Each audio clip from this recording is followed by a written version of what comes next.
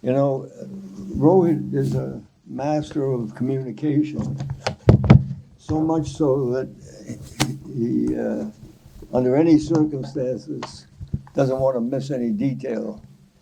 He asked me to talk about the beginning of LARTA, but you just heard it from him.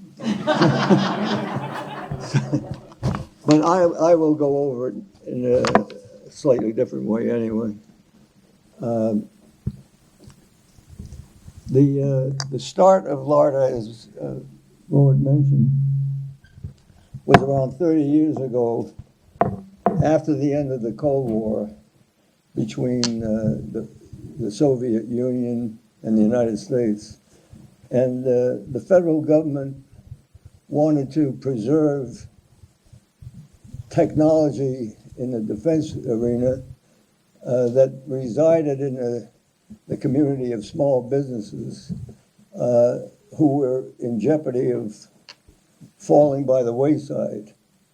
So they had the idea of funding those companies with technology that was important to the defense, and through a grant system, and to preserve those companies from either failing or going into totally different directions. They wanted them to convert to commercial applications for that technology. And the grants that they offered, and you'll hear a little more about this from Matt Walton, the grants that they offered had to have matching funds, as Rohit mentioned. And California, among other states, started a program to match those federal grants through what were called regional technology alliances. And the one in Los Angeles was awarded to the LAEDC, and Rohit was asked to launch it and become the CEO. And shortly after, I was asked to chair the board. And the name of the company was the Los Angeles Regional Technology Alliance, and now LARTA.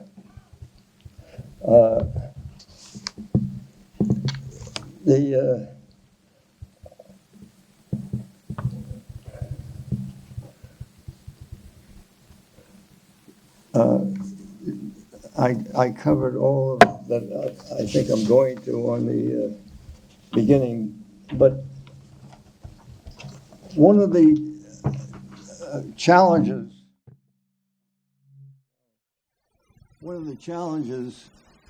for LARTA in starting the program was we only had one client, the California CalTIP, as it was called. And we started to look for other avenues of revenue, and did activate a number of programs, all of which were still related to small technology companies. And some years after that, the government of California zeroed out the funding for CalTIP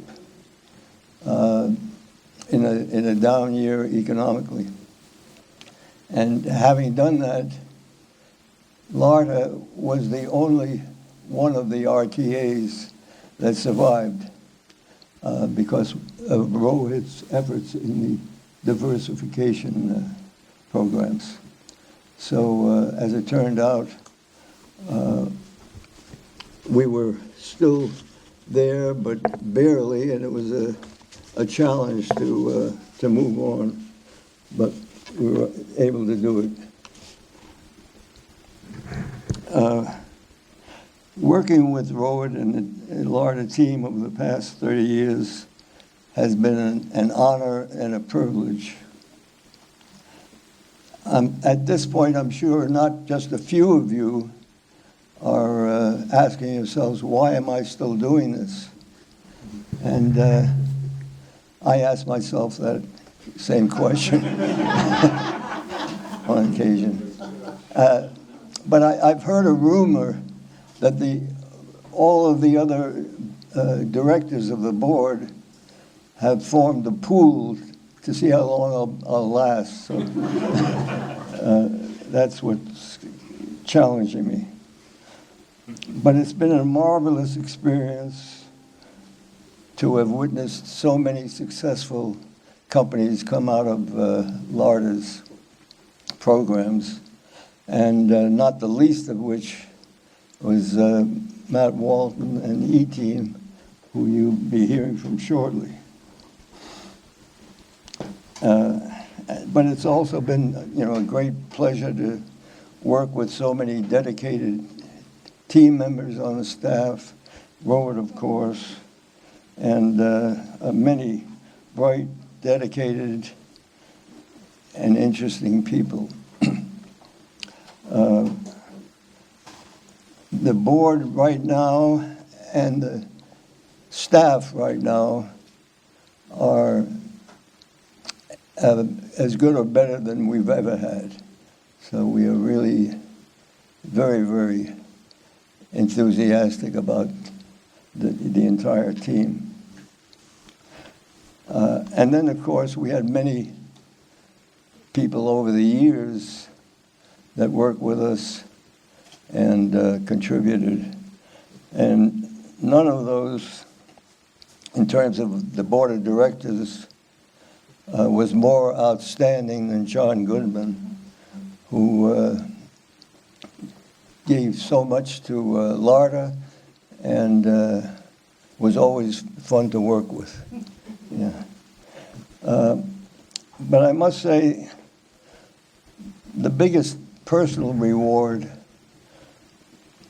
that I've had over the 30 years was to work with Rohit, the heart and soul of LARDA. He was consistently displaying the finest skills of leadership, management, and vision, and all of that coupled with a very solid character. I've enjoyed every minute of that relationship. But one can only be a great leader if they have great people to lead. And in that respect, the staff and the members of the team of LARDA meet those requirements going away. I wish you all an enjoyable rest of the morning and day, and you'll be hearing a lot more from Rohit and the team, and I hope you enjoy it and find some of it interesting. Thanks.